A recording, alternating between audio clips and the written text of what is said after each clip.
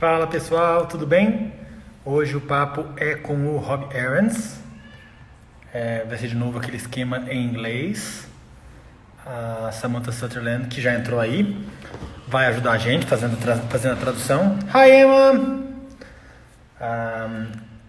Então deve ser bem bacana. Eu já vou passar para o inglês, porque está entrando o pessoal lá de fora. Então eu já vou inverter a língua, ok? Hey everyone, good afternoon. Today live is with Rob Ehrens. It's gonna be, well, of course in English. My dearest friend Samantha Sutherland is gonna be translating to Portuguese for the ones that don't speak English. I want to take the time to thank Malu for all the help and also for my sponsor Lucky You. And it should be really, really good. I'm quite excited. I'm just gonna check if he's already on, so we can start. Remembering that tomorrow we will have another round with Nelson Pessoa at 3 o'clock here in Brazil, and on Monday we will have Filipinho Filho. Wednesday is Marcelo Servos. And we have two big names for the weekend. I'm not sure which dates they're gonna go on. I already got positive and affirmative with Jérôme Doubleton. I told you guys before on the comments. And a little bit after that, I got another really good news. Scott Press is gonna be joining us eventually. So if Rob is on, which I haven't seen it, yes, we can start. So I'm gonna ask Rob to join us, and we'll see how it goes. All right? Best of luck to everyone.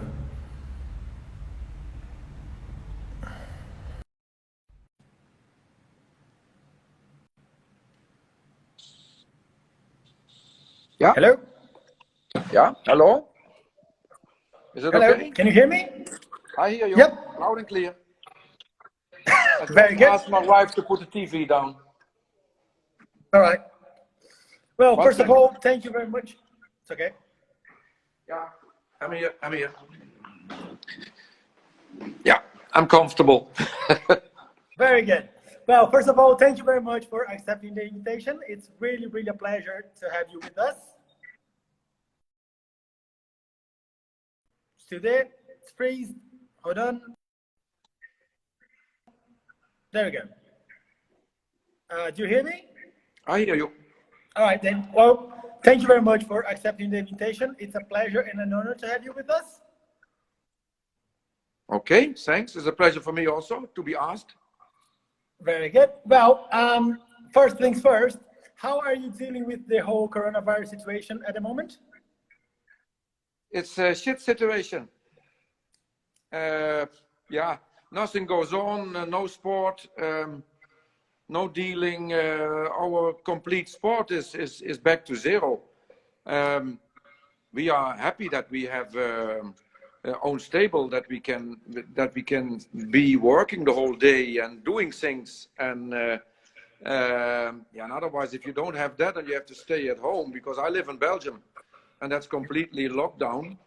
Then is a big test for the marriage. I can imagine. I'm luckily single at the moment, so we'll see.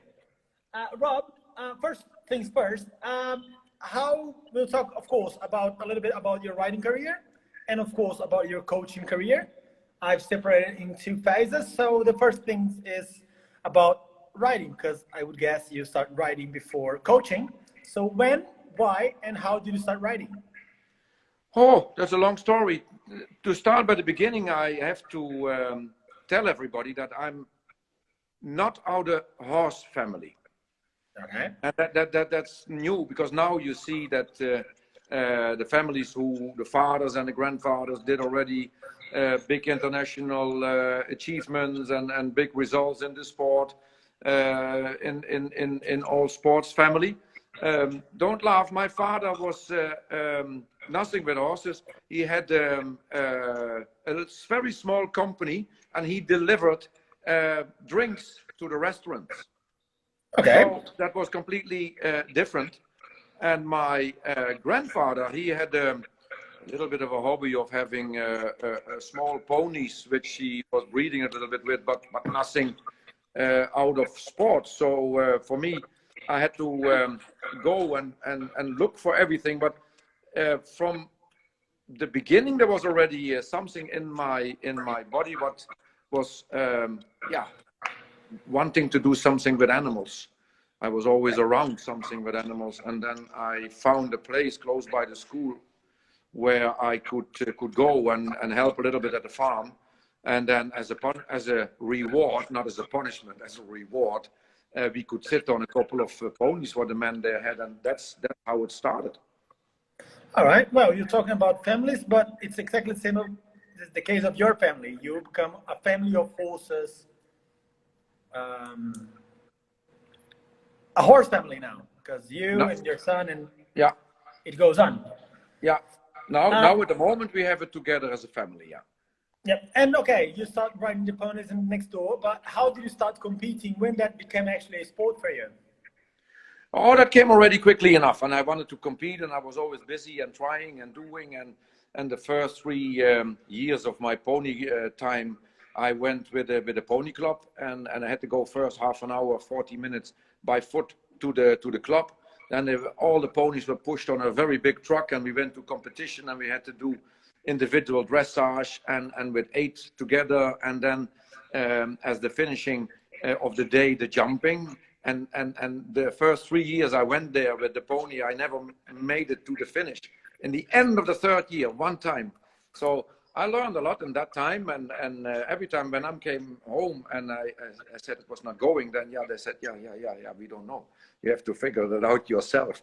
And I think that was a very good start of my career. Not getting spoiled by a lot of prizes, but getting used to lose a lot. But okay, that was nice. That was nice, in fact.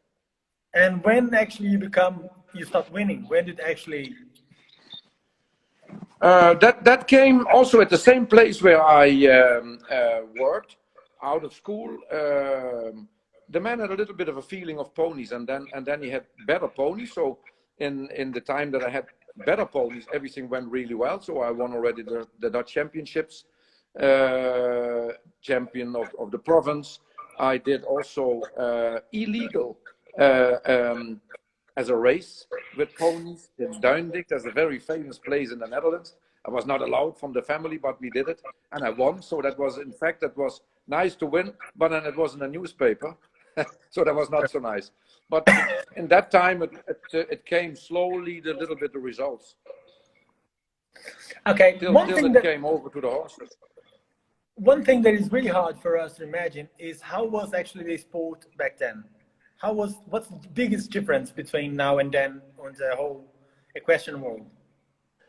When I look back in the years that I started with the horses, and also when I started in 1978 with smaller international shows, when I look back now to the rounds from Aachen in those times, then I think we had double time finishing the course as what the riders have at this moment. The material was very heavy. The cups where the poles were in, they were so deep that you should have had a good horse to knock it down.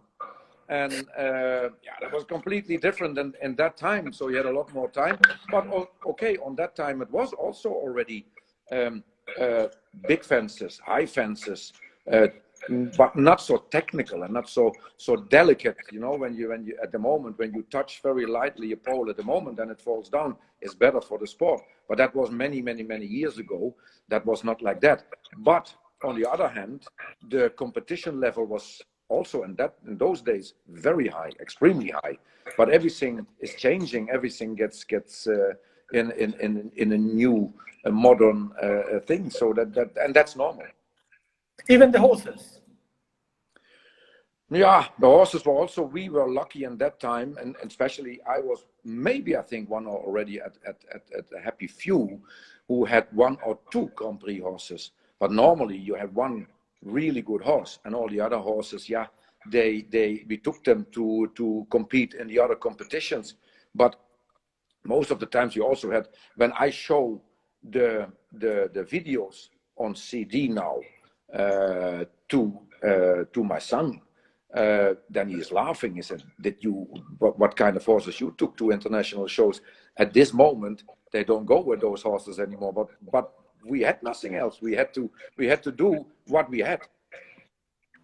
Absolutely. You were talking about, well, you started with ponies, are probably most of people in Europe. You probably know that, but in Brazil, we don't have the pony culture.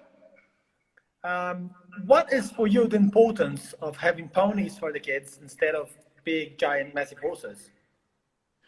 The importance is, I think, that the children on a young age learn to play with each other, going to small competitions with each other, to learn that it's not only a way that you go to competition to win, but that you have to enjoy it and that you have to learn from it. The time that I was a coach in my active career as a rider, I was already 2 years. I think it was in 90 and 91. I was the coach of the pony team, and I was very, very surprised. And I mentioned also there that that has nothing to do with pony sport, with children's sport. And when I walked the first time those courses there, and fences on 1.40 meters, verticals maybe a little bit more, distance is difficult. And then comparing that to the junior level, then the junior level is piece of cake. So I always said that is not so that's not so easy, and that's not a children's sport. And still at the moment now, that sport was going in a wrong direction, in my opinion. That the ponies were getting every time bigger and bigger. That were in fact small horses. The distances in between the fences were getting, and also by the course designers, more direction horse. So with the children with the real ponies, they could not survive. So, but that is a way. So in my opinion, I prefer better that the younger people can go and sit on horses. I think they learn a lot more. All right. But maybe I go on very thin ice now, because I think I will get a lot of complaints about the pony people. But that is, that's my opinion. That's all right. Perfect. Well, and when did you become a junior? When did you get your first horses? That your parents bought your horses? How did you grow from kid to a young rider, and then of course we'll go into senior? For me, I didn't win that much in my whole life. I did a lot, but I didn't win a lot.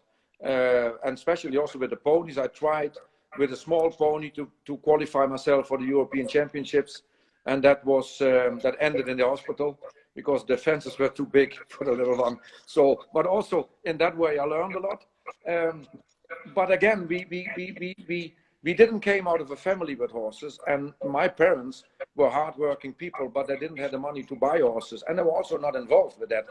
And in the first horses what I owned myself was 2 horses that came out of a bankruptcy from a company which I wrote before to try to help those people a little bit. And then my father bought those 2 horses, Leon and 25. And one was a little bit of a coward when the fences were a little bit high or my distances were not really perfect. He always stopped. And the other one, 25, was so strong that I could go with 3 hobbies on top, and even I couldn't hold it. So that was all a little bit in difficult situations. And then everything went, in fact, quite quick. One of the horses, Leon, which was sometimes not really brave, went well, and we went to the 130s national, and we had an invitation for the NCRV Spring Trophy. That is a kind of a competition, and that came on television. And my father was the driver. I was the rider, and he was very nervous, and I was very nervous. So the first competition, I was eliminated. Then the second competition, I was really behind the entrance to get in, I was really waiting, and I was really anxious to do a good performance in my second competition for the television. And then the gate went open. I went in quickly, my name, back again, first fence, ting-a-ling-a-ling, started before the bell because the one before me crashed in the Oh my fence. God. So my father upset, what are you doing? We are on television. The whole world is watching it. So that's how everything started in the beginning. And after that, everything went a little bit in the good direction. In that time, I went everywhere riding horses, trying horses. And then one man was really good in horses, Piet van Lin. He saw me riding at a local show. And then he, when I came off school, he hired me. And that was the time that Henk Noren was already riding Pluco, a very famous horse from the past for that owner. And I came riding with him, and then everything went a little bit quicker. And it was, well, that was the moment you decided to become a professional, I guess. Yeah. I never had an education at a school for horses or whatsoever. I just came off school, high school, finished that, and then I came working for Piet van Lin there, and I started riding. And then it was very good. I started already, together with him, we found horses. And in that time, I also found the horse Koh-i-Noor. And that was already, in that time, a very modern horse. The second horse was M. Pasha. That was a little mare. And my first big national victories was in the end of 79.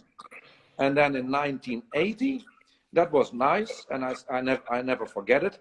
The whole stable from Zangerzijde with Johan Heinz, Jan Broek, Dick Wieke, Willy van der Ham, they all stopped. So in that time, there were in Holland not so many big names for the big competitions. And I had out of the blue an invitation with a Dutch team going to Hickstead. First time for me to go to an international show.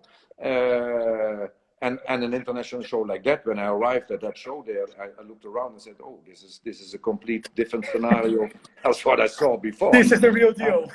Yeah, and I never forget, it was a good start of my career because I was already second in the Grand Prix behind, unfortunately, a week ago passed away, Lezetka.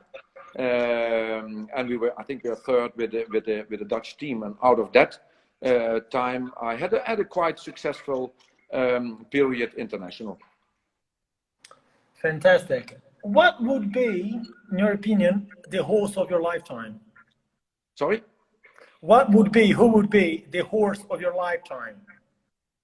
For me, I have two horses which made my name, and that was in the beginning Koh-i-Noor. That was the horse who put me on the international circuit. I was a name there by being second in Hickstead, winning in 1980 already the Calgary Grand Prix, a bronze medal in the European Championships in the team. But after that, Oscar Drum was a horse which I did a lot of good things with, but was not really my type of horse because he was a bit strong. But the third horse, which was Olympic Sunrise, that was for me the horse which was fantastic. That was a horse with a top character. It was easy to ride. You could go 10 times full speed, and the 11th time you said whoa, and the horse was there again. So that was for me the 2.5 years that I had Olympic Sunrise. That was for me very nice and a very nice period in my life. How did he end up with you? Sorry? How did he end up with you? How did you get him? Sunrise was found, in fact, by Albert Zuur's father, Arend Zuur, out of the local shows. It was a small mare with a big head, a bit of an old-fashioned type, and Kees Klaver, which I knew already for a long time. That is also the breeder of Talobé and Big Star. He spoke with Arend Zuur about it, and he bought half, and then they were asking me if I wanted to ride it. And yeah, that is how the combination came together. But that was also a horse which I had to create. I had to make out of the 130 classes national, building slowly up to the international level. And in the beginning, Sunrise was not a horse which you would say would have an enormous power, but the horse was careful and a very good character and easy to ride. And that was ingredients is what you really need to make a good horse. And that's how everything went, in fact. Very good. From all your riding years as a rider, who would have been back then your dream horse, the horse that you dreamed to have? Oh, I was, yeah. There's always one horse that is still in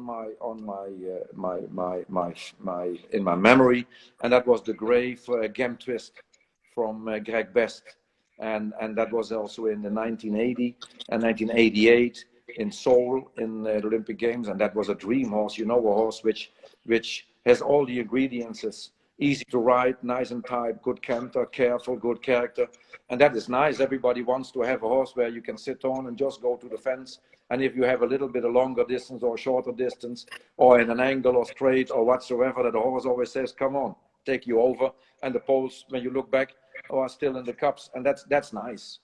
And there are many horses, and because if you love your job and if you love your sport, then there are hundreds of horses which I would love to ride, and still yeah, that is still what I love seeing. Also, when I look back out of the 80s, John Whittaker with Milton, Yapaloop, Lafayette, whatever. There are so many horses which still gives me the goosebumps when I think back about it. But that is because you love your sport. I have to move a bit around. The sun comes. I move around. Is that right? Yeah. Is there any horses from today that give you the goosebumps? Oh yeah, there are many. If you see at the moment, the riders are so good at the moment, and if you see the big 5-star shows, the big competitions that they go in a jump off of a 5-star Grand Prix, they ride so fast in those jump offs. In the time that we were riding, we also went fast, but that is not comparable. And then you see many horses going in a way, and it's always a combination. It's a combination with also a top jockey on top, and that makes it nice. And it's always difficult to call names, but if you see All In from Peter Eriksson, sometimes he comes in a jump off that you think, what is he doing now? That distance, that turn, that's not possible. And then the horse gets in another level and he sings choof, and he's on the other side and he wins the Grand Prix. And so are many horses which have top quality. Perfect. What was the greatest moment of your riding career? The highlight? As a rider myself, yes, I didn't have that much. I didn't have that much highlights. No, the victory in Hickstead I never forget in 1988, and that was in fact the victory against in a jump off against many of very big names of horses. And then I just mentioned a couple. It was Landlock with Ludger Beerbaum, that was Lafayette, Frédéric Coutier, that was Milton with John Whittaker, Apollo, Nick Skelton, Malcolm Pyra, Towlens Engelshaag, and maybe a couple more. And that was a jump off flat out. That is one of the Grand Prix victories which I never will forget. Perfect. And on the other side of the story, what was maybe the hardest time of your riding career? The hardest time, what I always felt was very hard when you had worked really hard to get a horse in that position to go to the big international shows, that it always were going to be sold. Like I started with Koh-i-Noor in the highlights, in the time that you could have won a lot more, the horse was sold. You had to start all over again. Oscar Drum was in fact, a horse was never sold, but was not always as sound as it should have been. So that was also difficult. And then also with Olympic Sunrise, I must say I had a horse for 2.5 years. In that time, from 2.5 years, I won, I think, 25 Grand Prix, nearly 1 million guilders in prize money and a couple of cars. And in the end, after the games in Seoul, yeah, the horse was sold, and that's a shame, you know, because the horse in that time was just on the beginning of the career. And yeah, those are the hard things to live with. But okay, life goes on, and you can sit at home and feel sorry for yourself, but you have to go on. Well, that's kind of summarize our riding experience, and then you become a coach. How did you actually thought about the idea, and how did it actually happen for you to become, well, a coach? Oh, that was never planned. At first, I never learned for it. The only thing was what I always combined in my active period of riding. I taught a lot. I loved teaching, helping people. I still love it, and I always mixed that together in the competition, riding competitions. Then I mixed that with the teaching. And it was the last period. I had a lovely period in the Havikerwaard, that is the name of the stable, in the Steeg, in direction Arnhem. And I had the really nice stallion Celano in that time. That was again nice to tell, because my career international started in Hickstead. And also that what Robert, my son, told me in 2001, that was my last year as an active rider. That was also my last international show with the Nations Cup. That was also Hickstead. So that was nice. I didn't think about it, but Robert told me that. And then I had, in that time, I was a little, I don't know, I was a bit fed up riding every day, 8 horses and more. I couldn't achieve the results what I wanted to have. And then I had one question in my head, and I said, okay, I have 2 options now: being a rider till 65 and being a number on the starting list, or do something with my knowledge. And I decided to do the last. So I finished my time by family van de Kamp in the Steeg by the Havikerwaard, and in a really good relationship with them. Jan van de Kamp also gave me a couple of big suitcases, which you need when you go and go to coaching part. So that was in fact nice, and I started with something what was lovely to do, and which I said in the beginning, I never quit this job, being the coach of the juniors and the young riders. And that was a vacancy in 2000 and the end of 2001, because Dan Nunning, which did it for 12 years and in a fantastic way, because they won a lot of medals, and I applied by the federation for the job, and they gave it to me. So I started, but I started on my own with no background information, by teaching, only by teaching, but not by coaching and managing and a lot of those things. And I learned in the first year a tremendous part of making a lot of mistakes. And I learned in that time also that communication is a very important part, and making plans, working to a championship. And that is in fact completely different as that you are a rider yourself, because then you are in a team. There's one on top of the team who makes all those ingredients, what the team has to do then to go to the championships. And the first year was really nice. We won already a gold medal with the juniors in Hagen in Germany. So that was already a good start, and I loved it. And I always said I keep on doing it. But in the last, in the end of the 3rd year, I was asked by the federation if I had an interest of going for the seniors. So the first thing what I said was, oh no, there's nothing for me, because then I have to go and rule and work of making plans for all my colleagues, which I was writing for many years, and so I didn't want to do it. So then they were looking for other names, and they couldn't find really the good one. And then in the end, I said to the federation, okay, then let me do it as an interim. And as long as the moment comes that somebody is there new to take over. Because I also didn't want to have the Dutch ship going without a captain. And then we had a lot of things going on, and there was a lot of things to do, and making a lot of decisions, and that were not so easy. And then in the end of 2004, I said to myself, why not? So I made a decision and said, okay, I do it. So that's how my senior coaching part started, without no license, without no diploma. A swimming diploma I had, but nothing else in the coaching world. So I had to learn everything again. So that started in 2005.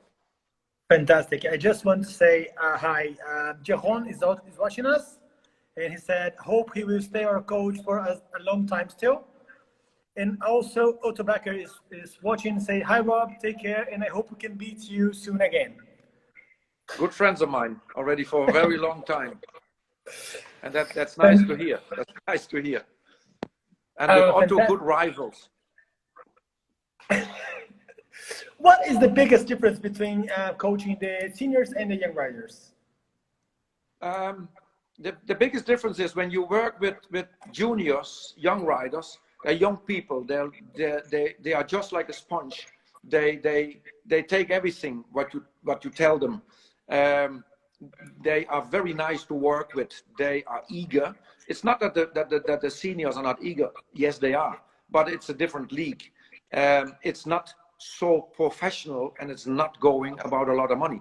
It's only for the honor, for the country, to compete at the Nations Cups, and every year having the European Championships. Now at the moment it is for children, juniors and young riders, and that is nice. And the other part of the senior, that's purely a professional world, and I'm aware of the fact that I have to make always decisions, making selections. But when I don't select somebody for a big event, then I also take somebody's a spot away that he can earn a lot of money, and all of that is not so easy. That's a complete different world, where the pressure is very high every year from the federation, but also from the Dutch Olympic Committee, not for a European Championship, but yes, for a World Championship and also for an Olympic Games. So that's a purely professional world. That is nothing what you can do in between. And when you make mistakes there, then you really make big mistakes. Makes sense. I'm not sure if that makes sense in English, but I will try. What is your philosophy of work? What's your line of work? That's the word, sorry. On a thing. What's the guideline? The guideline, it was quite difficult to find the guideline. So, and in the end of 2004, when I made the decision to take the job, my wife told me, yeah, now you said yes, but how are you going to do it then? You have to start somewhere. And I was thinking, but how can I do it? And then it popped up in my head that I took a piece of paper and I put in all the names from the coaches which I was riding under in all those years. And all those names are big names, and very high quality people. And then on the top of the page, I made a minus and I made a plus. And I had, by all of those coaches, a lot of pluses, but I also had a couple of minuses. And most of the time when I had a minus, it was a lack of communication. being clear in what you want to do, and that you have to keep also on the line. And I think those are very important parts. Those things what I thought about made it. And I must say, life now after I'm now in the 16th year, is for me as a coach in the Netherlands easy, because I've got fantastic riders in all those years, and we can mention many names. But a coach can only be a long time in one country when the riders believe in you, and when I have a belief in the riders, and we have in that way in the Netherlands. Yeah, that's amazing. I don't think that there is maybe a country which is it so nice to be a coach as in the Netherlands. But again, back to your question, you have to learn, you have to make mistakes, and also as a coach, you make many mistakes. But also when you make a mistake, you have to admit it, and don't hide behind your mistakes, or putting your name yourself away and telling, yeah, but there were some other people which said you have to do this and that. No, from 2005 until now, I make the decisions, nobody else. Then I win with the team, then we have a party, and when we lose, it's only where's the blame is me. And I don't want to hide behind somebody else. That's normal. Very good. I guess it's not, I won't say it's a problem, but it's a good problem if it is. You have so many good names on the Dutch teams. How do you manage to choose the top 4 or top 5? Yeah, that is the only part in my acting as a coach that still worries me a lot. That I won't say that keeps me awake, but it's difficult, because and especially in the beginning, then you have to make the right decisions, and it's very simple when you only have 4 and you can choose 5. That's easy. And when you have a bigger group, the first 1, 2, 3 names is normally always quite easy. But then you have the number 4, the number 5, the number 6, the number 7, number 8, and everybody wants to have in fact, also a clear explanation why you don't take him. Why do I take a rider as number 5? Why don't I put him in the team? And that always still till today worries me a lot. And I always say to myself, when the moment comes, when I make a difficult decision, very quickly, without thinking a lot, I have to stop immediately being a coach of the Dutch team, because then the magic is not there anymore. And in the end, it gets every time more easy and easy. And again, I am a very, very lucky coach that all of my riders are open, honest, telling the way it is, not hiding. Yeah. And that makes life as a coach, and also in making selections, a lot easier. It must be a really, really hard job, but amazing answer. Tell us a little bit, and of course, you've been choosing quite well for quite a long time now, so it's all on you. Tell us a little bit about 2014, is that right? Yeah, I think it is. The World the Question Games, and a little bit about your relationship with João. There's also something about that on your webpage, so that's where I'm coming from. Yeah, the relationship with Jeroen Dubbeldam is special, and happily enough, I have a special bond with a lot of the riders. But for Jeroen, it's in fact.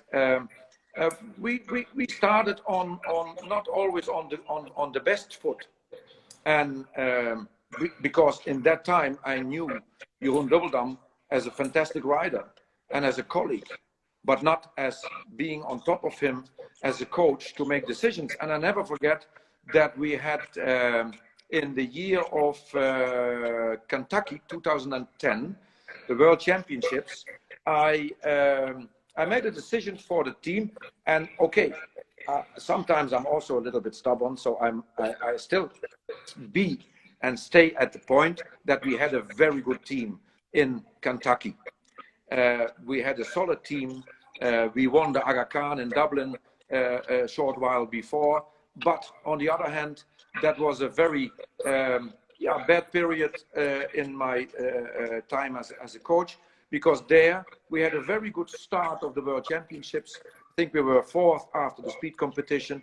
And after that, everything collapsed. We had every rider with 2 falls, plus a time penalty. And we didn't make the second round of the Nations Cup. And then you're out, you're lost, you're not qualified for the Olympic Games. And in the same time that I made the selection, Jeroen told me already a couple of times, Rob, I'm nearly there. My horse is nearly ready to go to the World Championship. But I didn't believe him, and I was not convinced, so I didn't do it. And in that same period, he won Calgary Grand Prix, and in the same show, Calgary, Gerco Schröder was 4th, and both of them I didn't pick in the team for the World Equestrian Games in Kentucky.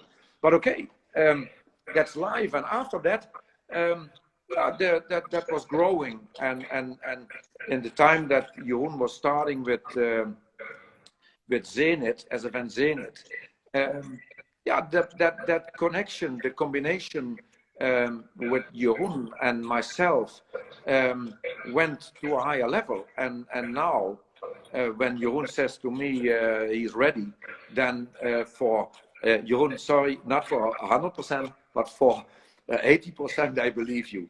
But still, also the other 20%, you have to put it on the grass and show me that you're there. But that is in fact a combination what was growing. But not only with Jeroen, I must say I have a really good bond with all of them. Also with Jur Vrieling, with Michael van der Vleuten, with Harry Smolders, with Gerco Schröder, with Leopold van Asten, and I forget names, but all of them. So please take the list of all the Dutch riders and put them all. Then I don't forget any names. Absolutely. Well, I guess that's the way it should be. I used Jeroen as an idea because on your website there is one of the highlights of Rob's coaching career is when Jeroen in 2014 in the run-up for the WEG approached the organization and said that he wanted Rob to be one of the 3 people allowed to accompany him to the competition. So I would like you to put us back to 2014 and how was that experience? 2014 was in fact a good World Equestrian Games. Of course, we had 2 gold medals, so I would be a fool when I would say it was not a good championship. And on the other hand, also with the team, that was very good. That Jeroen had solid rounds. Michael van der Vleuten with Verdi had solid rounds. I never forget that Jur Vrieling, one of the greatest people in our small country. We had on the final day, I think it was Jeroen had a fault and Michael had a fault, and I came up to the warm-up arena. I was a little bit disappointed, a little bit angry. I think, shit, now we go down from the gold position and we're going to lose it. And then Jur was going there on the warm-up to an oxer, and he was pushing with his upper body and not with his legs, and I was really going, get up, sit up, and use the leg. And then I pushed him a bit, and that was also one of the rounds of Jur Vrieling with Boogaloo. That was a round. He had a horse under his arms and on his neck, and he went falsely around. And then again, there's also the nice parts, but also the difficult parts. Then we had already the gold medal, but Gerco Schröder with London still had to go. And that is also a difficult part, being a coach. How do you have to solve with those things? And nobody can explain me that not a bit of tension was falling off the shoulders of Gerco, and maybe you are not that eager anymore, not 100% sharp anymore to make your own round, because the mission for the country is completed. So that was good. So that's things also where we have to learn from. And then it was nice. I went up to Jeroen, and I told Jeroen on a Saturday, so Jeroen, you are by the Final Four. What are we going to do? You may pick 3 people with you going into the arena for the change. And I was very surprised that he said, I want to have my groom, I want to have you, and I want to have Gerco. And I was very honored, because it is not my game, it's not my party, it is his thing. My part is only to make everything clear the road, that everything goes there, that everybody can do whatever he has to do. But in the end, it's the party and the show for the riders, not for me. And then I was honored. I said, yes, I love it. But Gerco told me that he was going home on the Sunday morning with the brothers, with Wim and Ben. And then in the evening, I said that to Jeroen, and Jeroen said, yeah, okay, if it is like that, then it's only the groom and you. And then Jeroen went to bed, and I said to Gerco, Gerco, do you want to do me a favor? And that is to stay here. Jeroen likes that. Good, you sure? Yeah, I'm sure. Oh, then I stay. And that was lovely. And then again, the quality of Jeroen. And then on Saturday we said, Jeroen, do we have to do something? Do we have to investigate the horses which you have to ride tomorrow? I said, no way. We're gonna eat a little bit, and then we go to bed, and we're gonna enjoy the game tomorrow. And that's in fact how it went. And the moment, the period of time in the arena there, I think Jeroen, Gerco, and myself, I don't think we spoke for a couple of minutes. We nearly said nothing. And that's nice. And sometimes don't speaking a lot, and I speak a lot. It's nice, and that was one of the most spectacular feeling as a coach to be able to may be there, and that's nice. You never forget it. Fantastic. That's amazing. Patrick Pellin is asking if for you to talk a little bit about 2006 Aachen. What? Sorry, what? 2006 in Aachen. 2006. Yeah, that was an historical moment, and we started in 2005 with nothing, and the thing what brought us up in a higher level again was that the riders all say, we don't think about what we have one goal, we make a strong solid team and we go for it. And that was already also there with Jeroen Dubbeldam, with Nassau, the stallion Nassau. And Nassau was a very good horse, but had not the power to jump over, in fact, over a big European championship. And there he was already also in 2 bronze medals, individual and also with the team. Then we went up with other horses in 2006. And that is also a couple of things which I never forget, and it's nice to tell. The last round, the last ride of the last round was Gerco Schröder with Berlin, and yeah, he needed a clear round, and everybody came on the side, and everybody wanted to help, and that's nice, that's lovely. But in one way or another, I said, "Oh, stop! This is our thing," because at that moment you have 20,000 coaches once of a sudden, and everybody knows exactly what they have to do.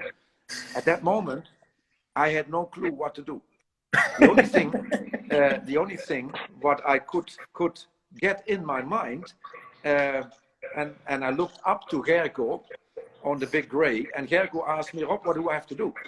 I had no answer ready, and the only thing what came out of my mouth was, Gerco, just go in and make a clear round, what you normally always do. And with that message, I sent them in. And that was, in fact, from 2006, the historical moment, because the Dutch equestrian jumping had never had a world championship team victory. And that was lovely. A great memory also. That was also, again, one of the memories which you never forget.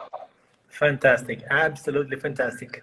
Rob, I have one more question on this block, on this part. Yeah. There are a couple of questions that people have sent us. We have 10 minutes, and then I'll probably have to close this live and open a new one so we can answer the second part, if that's okay. Okay. All right. Okay. I would say, well, of course, you are. Let me think it's true. How it is the experience of coaching your team, like the whole team, and having your son as one of the riders? Was that ever an issue? No, it was never an issue. I had my son one time in the team. He was riding in the juniors and the young riders in the time that I was a coach of junior young riders, and then I had a comment from our chairman, and he said, don't you dare to put the boy behind. Which I never did, and you have to be also in a position that you have to earn your spot in a team, and that is also the easy part to do. And I had my son Robert 1 year in the team in the second division. We were second with the Nations Cup, and he was third in the Grand Prix. And after that, he made the decision himself that he sold the horse. So it's also where your own possibilities to do. And for sure, he loves to be maybe in the future also in the team again. It is not a problem, and you see that also in the years that Jos Lansing was riding for Hans Horn. For me, is also I only put names in a team when they are ready for it, and which I know for sure that they can fulfill the job. And otherwise, it makes no sense. And I would make a complete fool about myself if I would put somebody in the team, my own son, or maybe somebody who is training with me. I never would do it, because I hang myself when I do it. The competition is already difficult enough. So for me, that was never a problem. Fantastic. Perfect. Let me see what else we got.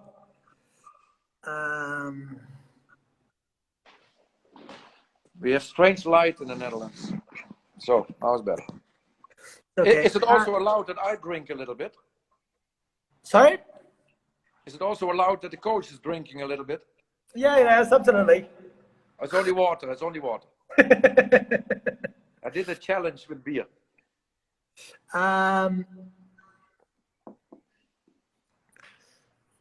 What were you feeling when you saw the protesters come from Mark's round in Rotterdam?